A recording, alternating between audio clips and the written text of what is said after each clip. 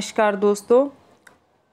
काल विभाजन और नामकरण किस प्रकार हिंदी साहित्य के इतिहास में काल का विभाजन किया गया, उनका नामकरण किस प्रकार किया गया, उस पर आज हम बात करेंगे।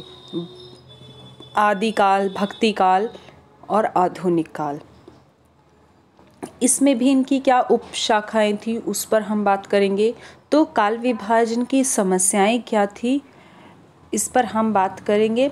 काल विभाजन की समस्याएं एग्ज़ाम में बहुत ज़्यादा कई बार पूछा गया है, तो आप इसको ध्यान से समझेंगे। और काल विभाजन का आधार क्या था, उसका नामकरण का आधार क्या था, हिंदी साहित्य में प्रचलित काल विभाग और उनका नामकरण।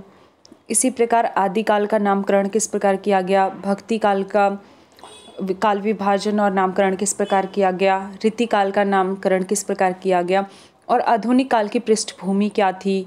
आधुनिक काल को किस प्रकार भारतेंदु युग, द्विवेदी युग, छायावादोत्तर, और उसके बाद किस प्रकार अन्य जो नई कहानी और नई कविता, इस प्रकार के आगे जो छायावादोत्तर के बाद के जो काल हैं उसके बारे में थोड़ी थोड़ी बात हम करेंगे। तो हम उद्देश्य पढ़ लेते हैं, उससे हमें पता चल जाएगा कि हम किन किन टॉपिक्स को कवर करने वाले हैं। इसमें एक क्वेश्चन इस चैप्टर से ज़रूर आता है, तो एक प्रकार से अगर आप इस लेक्चर को पूरा अटेंड करते हैं तो आप ये समझ लीजिए कि 5 क्वेश्चन में से 20 नंबर का एक क्वेश्चन तो यहाँ पे आपका कवर हो जाएगा। इस काल को पढ़ने के बाद आप साहित्य के इतिहास में काल विभाजन और नामकरण की आवश्यकताओं को समझ सकेंगे कि काल विभाजन की ज़रूरत क्यों पड़ी और नामकरण की आवश्यकता क्यों पड़ी। काल विभाजन नामकरण के संदर्भ में आने वाली कठिनाइयों से परिचित हो सकेंगे। काल विभाजन और नामकरण के उन आधारों को समझ सकेंगे जिन आधारों पर साहित्य के इतिहास में काल विभाजन और नामकरण किया जाता है। हिंदी साहित्य में प्रचलित काल विभाजन और नामकरण की चर्चा कर सकेंगे। आदिकाल के सीमा निर्धारण और नामकरण संबंधी प्रचलित विवाद को जान सकेंगे।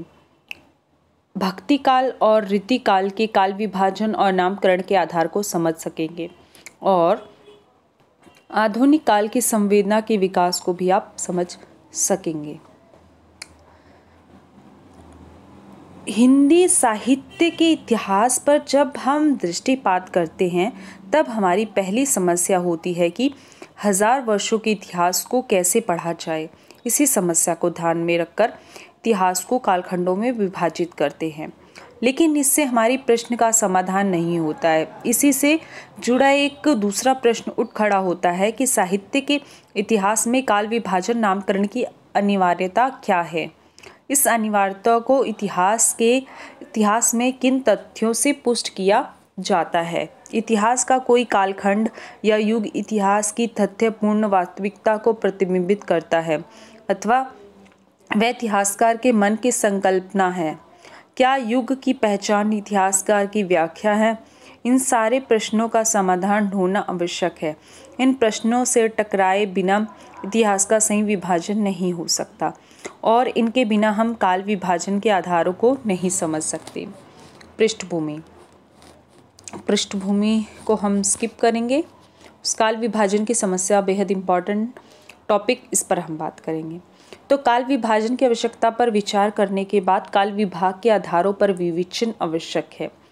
इस एक बात जिस पर आरंभ से ही चर्चा करना अपेक्षित है वह यह है कि इतिहास या समाजशास्त्र में किसी घटना को आधार बनाकर एक रेखा खींची जा सकती है। उदाहरण के लिए इतिहास में पुनर्जागरण का आरंभ सामान्यतः तुर्कों के हाथों कुस्तुतुनिया की पराजय की तिथि से माना जाता है, लेकिन साहित्य के इतिहासकार को हिंदी साहित्य के रुझान का रुख पता करने में कठिनाई हो सकती है, क्योंकि साहित्य का रुझान परिवर्तन किसी एक तिथि की घटना नहीं है। यदि प्रवृत्ति को ही आधार बनाएं तो ऐसा देखा गया कि जब साहित्य में एक प्रकार की प्रवृत्ति गतिशील होती है तो उसके समानांतर कभी कभी प्रतिरोधी प्रवृत्ति भी गतिशील होती है। इस अंतर विरोध के कारण काल विभाजन का पूरा ढांचा ही चरमरा उठता है। हिंदी साहित्य का ही उदाहरण ले तो आदिकाल का उदाहरण दिया जा सकता है, जिसका विस्तृत विवेचन आगे किया जाएगा। इस पूरे पैराग्राफ में हमने क्या पढ़ा है? जैसे जब हम इतिहास पढ़ते हैं या समाज शास्त्र पढ़ते हैं तो कोई एक घटना होती है, उसके आधार पर हम खींच देते हैं कि हाँ, एक रेखा खींच देते हैं, ठीक है, कि इतिहास का जो पूर्ण जागरण काल है उसको तुर्कों के हाथों जिस प्रकार कुस्तुनतुनिया की पराजय की जो तिथि है उसी से माना जाता है। लेकिन जब साहित्य की बात करते हैं तो साहित्य में जो इतिहासकारों की तरह हम किसी घटना से रेखा नहीं खींच पाते, क्योंकि साहित्य में ऐसा होता है कि जब एक प्रवृत्ति पूरी तरह खत्म नहीं होती तो उसी के साथ साथ कोई नई प्रवृत्ति जब शुरू होती है तो वो भी उसी के साथ साथ समानांतर चलने लगती है। तो ऐसे में एक प्रवृत्ति पूर्णतः खत्म नहीं हो, दूसरी प्रवृत्ति का जन्म होना शुरू हो जाता है। तो किसी एक पर्टिकुलर टाइम में हम ऐसे नहीं कह सकते कि आदिकाल है वो एक पर्टिकुलर दिन है, डेट है, उस दिन खत्म हो गया, उसके बाद फिर आधुनिक काल या रीतिकाल ऐसे भक्ति काल शुरू हो गया। ऐसा नहीं होता है, ये बात इस पैराग्राफ में बोली गई है। काल विभाजन की जो दूसरी समस्या संक्रांति काल को लेकर होती है।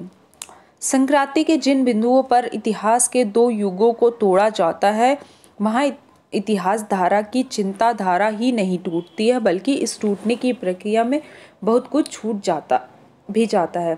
क्या यही कारण नहीं है कि आचार्य शुक्ल के इतिहास में संक्रांति काल के बड़े इतिहासकारों को फुटकर खाते में स्थान मिलता है? उदाहरण के लिए विद्यापति, खुसरो और केशव दास का नाम गिनाया जा सकता है।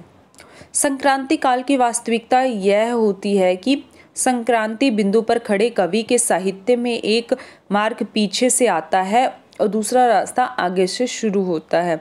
दो प्रवृत्तियों की निरंतर टकराहट उसमें मिलती है, उनमें किसी प्रवृत्ति का आगे विकास होता है। इसी को ध्यान में रखा जाना आवश्यक होता है। इसी सूत्र से संक्रांति काल की समस्या सुलझती है। देखिए, संक्रांति काल है ना, संक्रांति काल में एक प्रकार से जिन बिंदु पर इतिहास को दो युगों में तोड़ा जाता है वहाँ इतिहासकार की चिंताधारा ही नहीं टूटती, बल्कि टूटने की प्रक्रिया में बहुत कुछ छूट जाता है।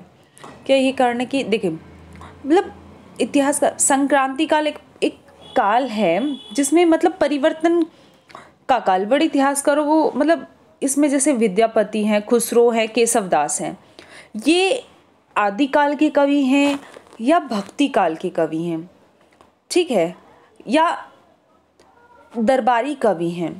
तो ऐसे इन कवियों को, जो कवि दोनों धाराओं में, उनकी रचनाओं में दोनों धाराओं की, दोनों कालों की पुट मिलते हैं, उनकी आरंभिक रचनाएं मान लो आदिकाल की हैं, फिर आगे की जो रचनाएं हैं वो भक्ति काल की हैं, ठीक है, या फिर भक्ति काल की हैं, फिर धीरे धीरे उनकी जो रचनाएं हैं वो रीतिकालीन कवियों के समान हो जाती है। तो ऐसे में ना उन कवियों को अलग करना एक समस्या उत्पन्न हो जाता है, ठीक है, किस श्रेणी में रखा जाए उन्हें ये नहीं समझ में आता है, ठीक है। काल विभाजन की कठिनाई में एक और कठिनाई का जिक्र होना चाहिए।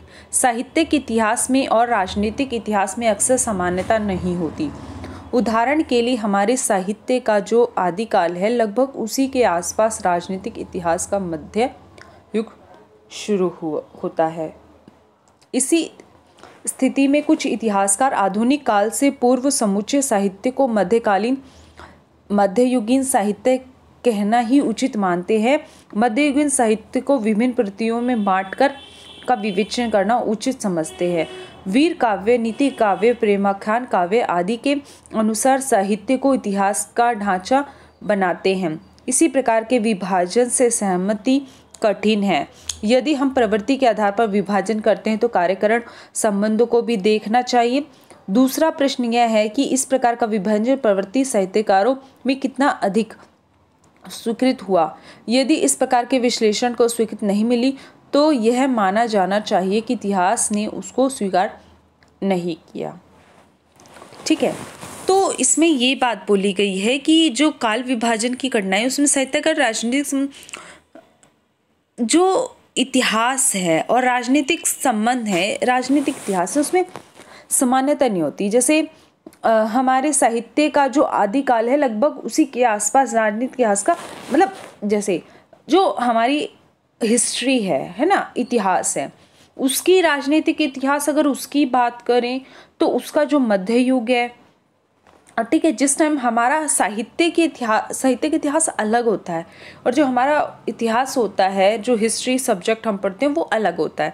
तो जहाँ हमारे साहित्य में जो साहित्य का जो आदिकाल है वो चल रहा था, तो वहीं पे जो हिस्ट्री है उसका जो उस टाइम आदिकाल नहीं चल रहा था, उनका मध्यकाल शुरू हो रहा था, है ना।